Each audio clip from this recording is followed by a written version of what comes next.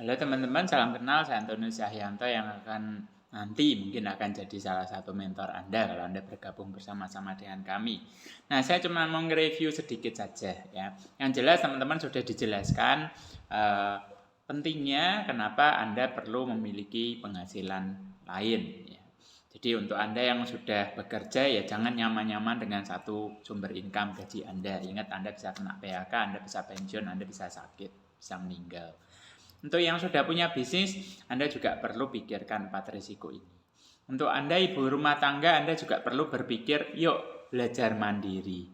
Ya, supaya bisa bantuin income keluarga, bisa backup income suami kalau terjadi apa-apa, bisa bantuin orang tuanya, keluarga kandung Anda sendiri, ya. Kemudian bisa beli keperluan pribadi kalau memang Anda merasa butuh, ya, tanpa mengganggu pemberian dari suami Anda.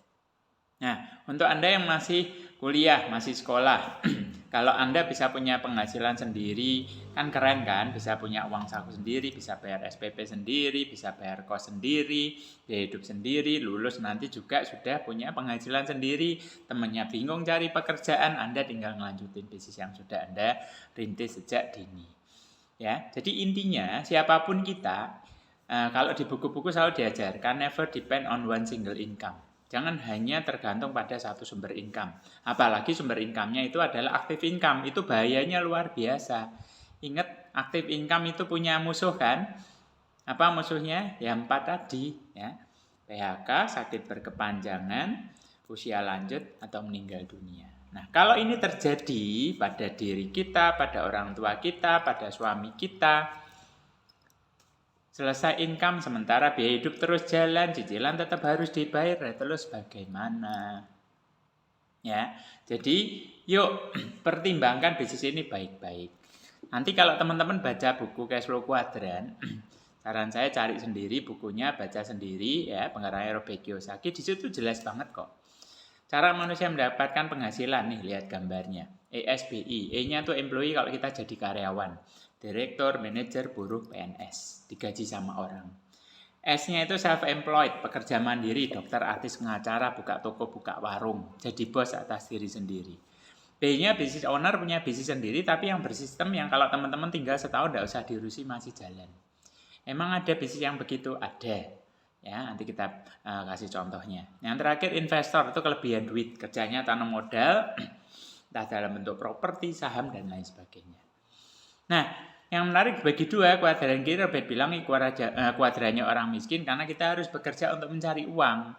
Ya, saya dulu dosen kalau nggak kerja, nggak ngajar, nggak digaji. Nyambinya guru les itu kuadran S. Bulan Mei, Juni kenaikan kelas, les-lesannya libur, kita nggak dapat income. Ya, itu nasibnya kuadran kiri. Anda nyambi ojol, meriang masuk angin, demam tinggi, masuk masih narik ojol. Kan nggak mungkin kan. Ya, nggak narik, nggak ada income. Itu kuadran kiri. Ya. Nah, kuadran kanan, uang yang bekerja untuk Anda. Misalnya teman-teman jadi investor, punya deposito lah yang paling gampang. Berapa? 25 miliar depositonya. Tiap bulan 100 juta dibayarkan ke Anda sebagai bunganya. 100 juta masa ya nggak cukup sih buat hidup. Ya, boros banget sih. Ya kan kita bukan artis gitu loh. Nah, yang jadi masalah apakah kita mau terus-terusan ada di kuadran kiri, kerja cari duit gitu terus. Ingat bahayanya kuadran kiri, kuadrannya active income itu 4 tadi. Ya, PHK, sakit, usia lanjut, meninggal dunia. Nah, mau langsung lompat jadi investor kan nggak mungkin. Siapa yang mau kasih duit Anda 25 miliar? Mbak Epo. Ya. Nah, jembatannya kalau di buku dijelaskan ada 3 di buku cash flow quadrant. Ya, yang pertama jadi konglomerat. Ya.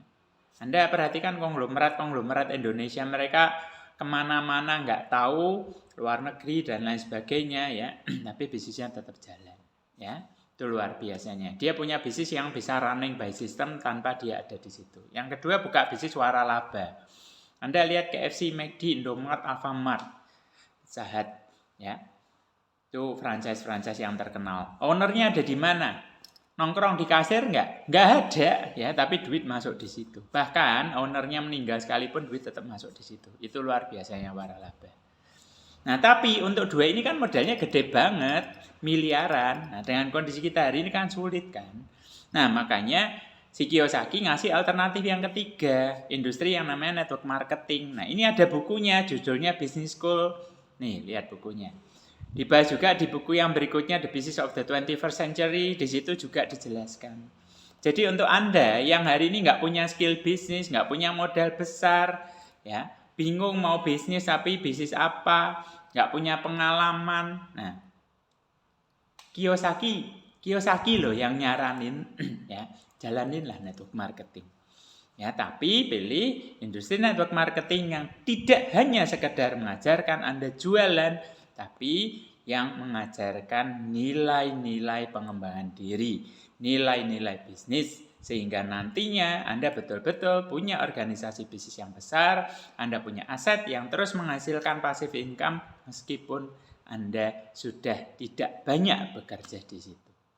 Ya, jadi baca sendiri bukunya Robert Kiyosaki supaya Anda bisa menemukan kebenarannya sendiri. Ya, welcome, selamat bergabung.